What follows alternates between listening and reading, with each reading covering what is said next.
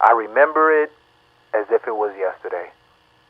Project housing, courtyards. Football. Less like a sport and more like a brawl. Some kids were humongous and some kids were very small. 15 to 20 people at one time going for it all. One person, after getting tackled, has to throw up the ball like a bouquet on a wedding day, but these kids didn't stall. See, we went for ours. Some liked violence, so they avoided catching the nerf and stood to tackle and withdraw, while others imagined being a running back and making it to the NFL Hall of Fame. In this game where the neighborhood knew your name, the love that we encountered even as our environment screamed emotional pain, as the grass was neglected but was tailored by our paths. One patch yellow from dandelions and another spot glimmered from broken glass. We thought they were flowers and jewels to the world, explained weeds. 2 touchdowns on each side as we eyed in the yard the only 2 surviving trees, making them TDs. A hill that sloped if you got a chance to proceed. The victory you achieved depended upon your power and your speed, and there I was, a kid under a dub playing in this game of aggression with preteens, fighting for the opportunity to score and soar as I broke through tackles and ripped through streams. Subconsciously, you understand and feel the faces as they watch the gift that had never been seen, that a kid that's only 9 or 10 is playing just as well as kids that's 14.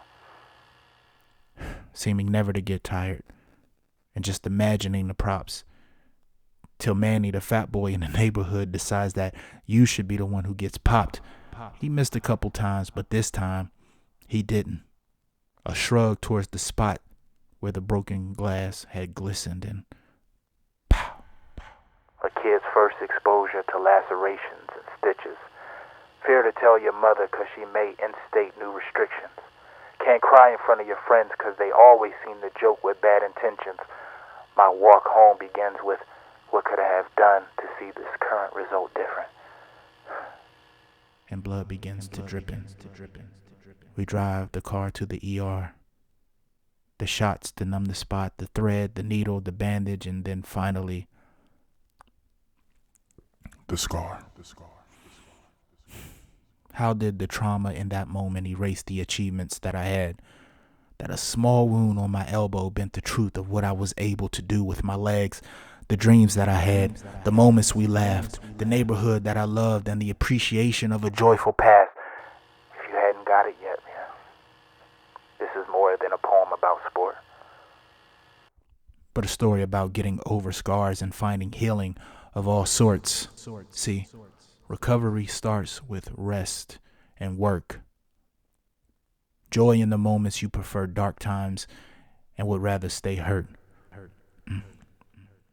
Don't let wounds consume your breath and victory of confetti parades after beating death.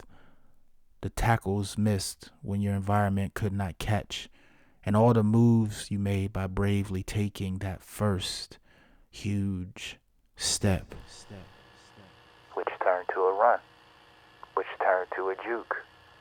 And remember, the scar is simply the proof that anything worth remembering is bound to be contested.